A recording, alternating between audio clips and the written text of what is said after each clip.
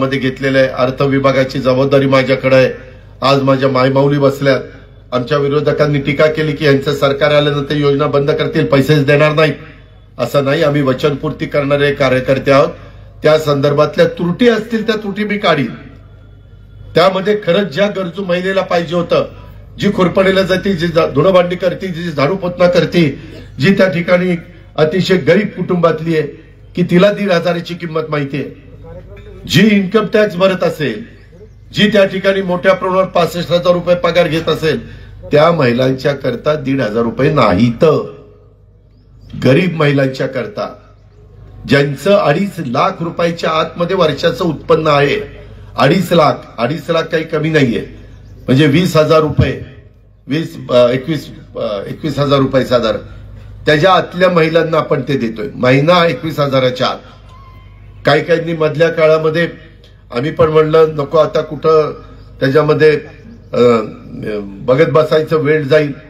आता मात्र माझी तमाम माझ्या महाराष्ट्रातल्या मायमाऊलींना, माझ्या लाडक्या बहिणींना माझं आव्हान आहे की ज्यांचं उत्पन्न 2.5 लाखाच्या वर असेल, त्यांनी जसं मध्ये पंतप्रधानांनी आवाहन केल्यानंतर जे सवलतीचा गॅस सिलेंडर घेण्याची गरज नाही अशांनी गॅस सिलेंडर सवलतीचे घ्यायचं बंद केलं, तशा प्रकारे आपल्या गरीब महिलांच्या करता ही स्कीम आहे।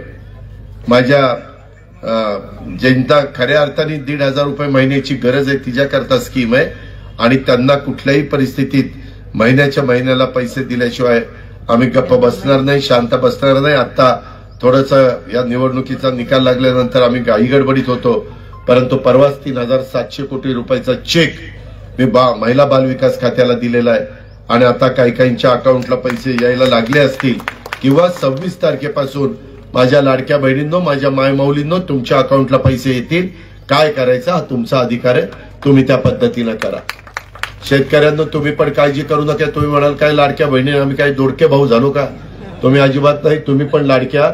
तुमच्याही संदर्भामध्ये सतत आम्ही पंतप्रधानांची, अमित भाईंशी, शिवराज चव्हाणांशी ज्या केंद्रातल्या गोष्टी असतील त्या केंद्राकडनं करून घ्यायच्या, ज्या राज्याच्या गोष्टी असतील त्या राज्याच्याकडनं आम्ही लोकांनी करायच्या।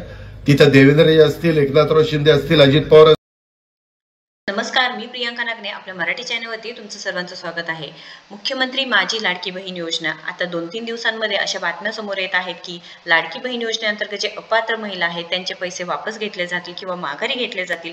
आता अपात्र महिला म्हणजे कोण असणार आहे हे सुद्धा आपल्याला माहिती आहे की म्हणजे ज्यांचे 2.5 लाख रुपये उत्पन्नापेक्षा जास्त उत्पन्न आहे किंवा ज्यांच्याकडे 4 चाकी वाहन आहेत, ज्यांचे कागदपत्र पूर्ण नाहीत, जे टॅक्स भरत आहेत ते अपात्र महिला असणार आहे। पण मुख्यमंत्री माझी लाडकी बहीण योजनेअंतर्गत जे पात्र महिला आहेत त्यांच्यासाठी अतिशय आनंदाची बातमी आहे, कारण पिवळे आणि केशरी जे रेशन कार्ड आहे म्हणजे शिधापत्रिका धारक आहे त्या महिलांना या योजनेचा लाभ मिळणार आहे। म्हणजे तुमच्याकडे जर पिवळे किंवा केशरी रेशन कार्ड असेल तर तुम्ही नक्कीच इथे लाभार्थी असणार आहे। तुम्हाला कोणतेही टेन्शन घ्यायची गरज नाही।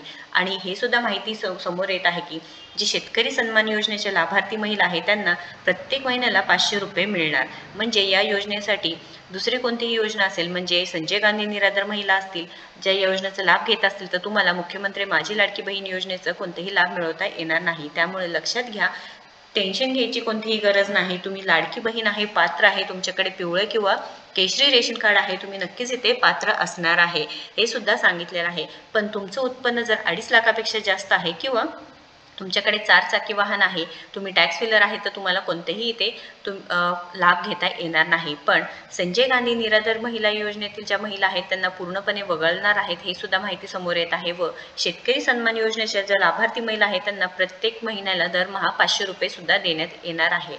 लाडक्या बहिणींनो, 26 जानेवारीपूर्वीच इथे 7वा हप्ता आहे ते तुमच्या बँक खात्यामध्ये जमा होणार आहे। त्यामुळे तुम्ही नक्कीच इथे चेक करून घ्यायचं आहे की तुमच्या आधार कार्ड लिंक आहे का, डीबीटी लिंक आहे का, ही सर्व जे आहे ते पूर्वतयारी करून ठेवायचं आहे, जेणेकरून तुमच्या हप्त्याचे पैसे तुमच्यापर्यंत लवकरच पोहोचून जातील। मी त्या ठिकाणी काही ॲप्लिकेशन्स केलेले आहेत की आम्ही आता या लाभासाठी पात्र नाही आहोत। त्याच्यानंतर डुप्लिकेशन म्हणजे त्यांनी 2 वेळा अर्ज दाखल केले होते किंवा 2-3 वेळा अर्ज दाखल केले होते, अशा काही तक्रारी आल्या होत्या।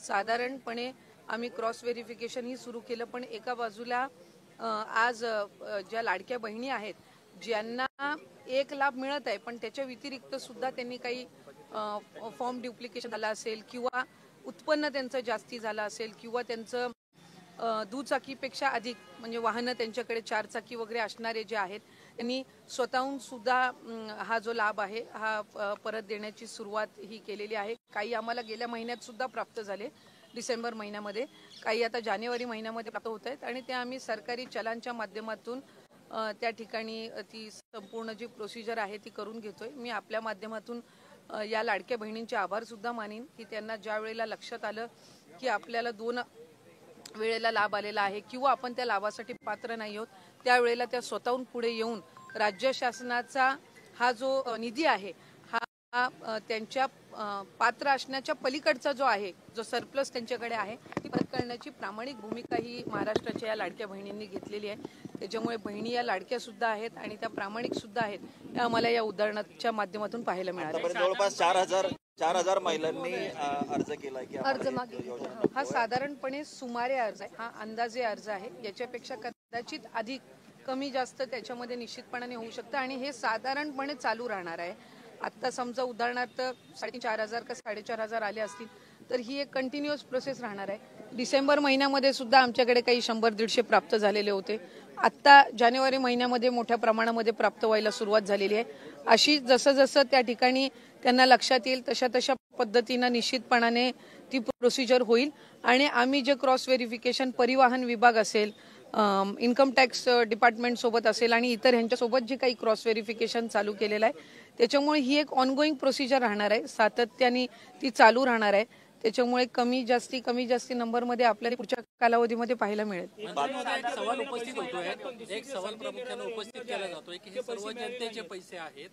एक